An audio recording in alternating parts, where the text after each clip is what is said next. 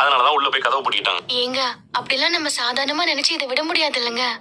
மாமாவே வந்து கூப்பிட்டாதான் அத்தை வெளியே வருவாங்க. அதுக்குதான் நம்ம போய் பேசணுமே. இதுல நீ தலையிடாதரான்னு சொல்லிட்டாருல. வேற ஏதாவது யோசிங்க. வேற என்ன செய்யறது, எனக்கு ஒண்ணும் தோணல.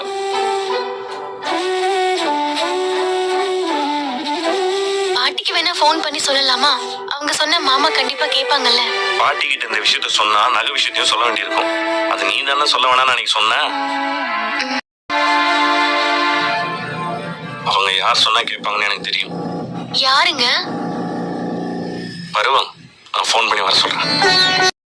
விடுத்துருச்சு, ஆனா இன்னும் அம்மா கதவு திறக்காம இருக்காங்க. ப்ளீஸ்மா வெளியே வாங்கம்மா. எடுத்துட்டு வந்து கதவு தட்டுறாங்களா? என்னங்க, யார் கூப்பிட்டு அத்தையே வெளியே வரவே மாட்டேங்கிறாங்க? இந்த ஓடுகளை பண்ண வேலைக்கு அவங்க தானே பதில் சொல்லணும்.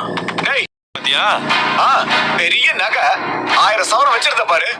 ஏய், திருட்டு தொழிலதிபரே, 1 பவுனா இருந்தா கூட அது என் அப்பாவும் என் அத்தையும் என் பாட்டியும் சம்பாரிச்சு கொடுத்தது.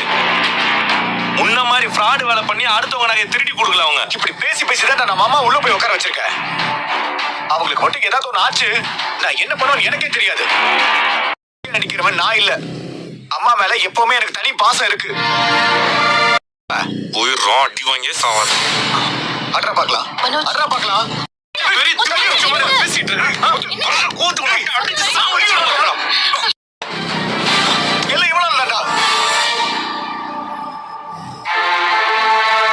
வெளியே கூட்டு வரலான்னு பாருங்கடா. அதை விட்டு நீங்க 2 பேரும் சண்டை போட்டுட்டு இருக்கீங்க. என்ன தப்பு இருக்கு? நீங்க பாத்தீங்களா, அவர் ஒன்னும் சும்மா இங்க நின்னு கதவை தட்டிட்டு மட்டும் இல்ல.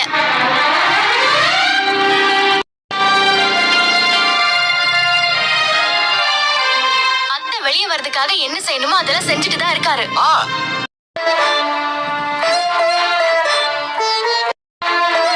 என்னமா இந்த நேரத்துல?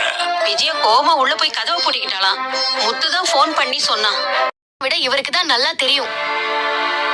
யார் கூப்பிட்டா அத்தை வெளியே வருவாங்கன்னு இவருக்கு தெரியும். அதான் பார்வதி ஆண்டிக்கு போன் பண்ணி வர சொல்லிருக்காரு. அப்போ ஏற்கனவே உனக்கு எல்லாம் தெரியும்ல.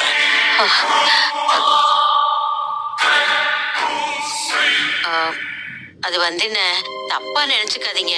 விஜய் அப்படி செஞ்சிருக்க கூடாது. அவசியம் எனக்கு கிடையாது. ஆண்டி, நீங்க போய் அத்தையை கூப்பிட்டு பாருங்களேன். ஆமா ஆண்டி, நீங்க கூப்பிட்டு ஆண்டி கண்டிப்பா வருவாங்க. நீங்க போய் கூப்பிடுங்க ஆண்டி. இருக்கேன், உனக்கு என்ன ஆச்சோ ஏதாச்சுன்னு பயந்து போய் வந்திருக்கேன். கதவை தோற. அம்மாக்கு ஏதாவது ஆயிடுச்சுன்னா, அவங்க ஏதாவது பண்ணிக்கிட்டாங்கன்னா,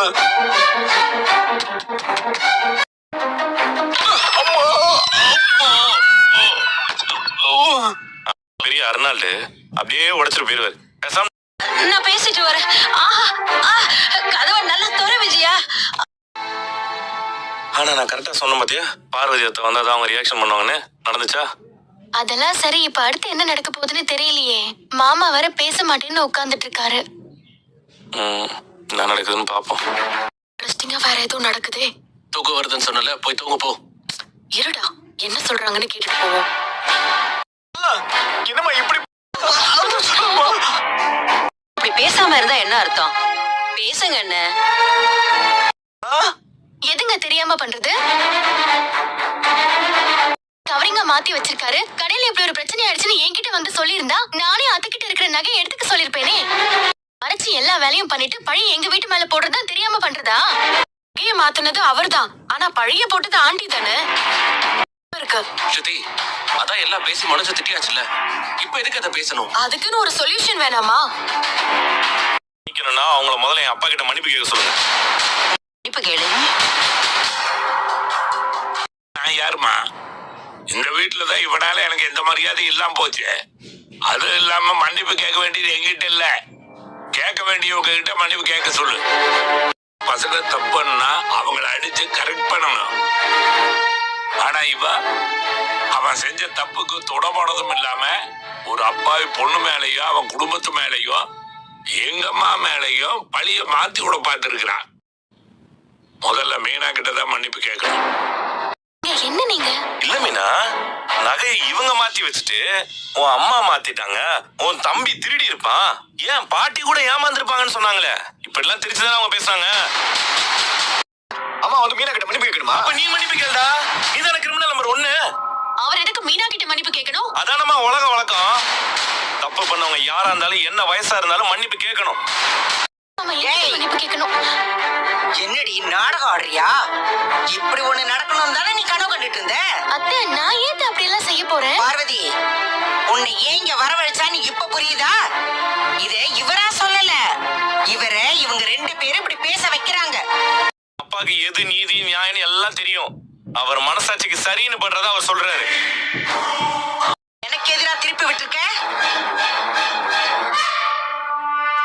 ஏன் ஐஸ் கட்டிய தலையில வச்ச மாதிரி இருக்குமே உனக்கு? அத்தை, நீங்க நினைக்கிற மாதிரி எல்லாம் எதுவும் இல்ல. எங்க நகையை பத்தி தெரிஞ்சுக்கதான் நாங்க அப்படி செஞ்சோம். ஆனா உங்களை மன்னிப்பு கேட்க வைக்கிற அளவுக்கெல்லாம். அதான் உன் என்னன்னு எனக்கு தெரியுமே. இத்தனை பேர் முன்னாடி நான் உன் கால விழணும்னு நினைச்சாடி? நான் விஜயாடி. எவகிட்டையும் நான் இறங்கி போக மாட்டேன். அதுக்கு தானடி இத்தனை பேர் முன்னாடி வச்சு என்ன அசிங்கப்படுத்தின. பெரிய உன் அம்மா வீட்டு சீதனத்தை கொண்டு வந்த. காலனாக்கு பெறாத நகை.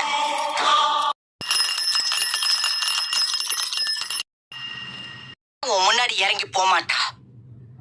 பொறுக்கிட்டு போடி. இதே விஷயத்த வேற யாராவது பண்ணிருந்தான்னு வைங்க. என்னடா, என் தலையை எடுத்துருவியா? எடுத்துக்கோ. பொண்டாட்டி கால்ல வந்து விழுவேன் மட்டும் கனவு காணாத.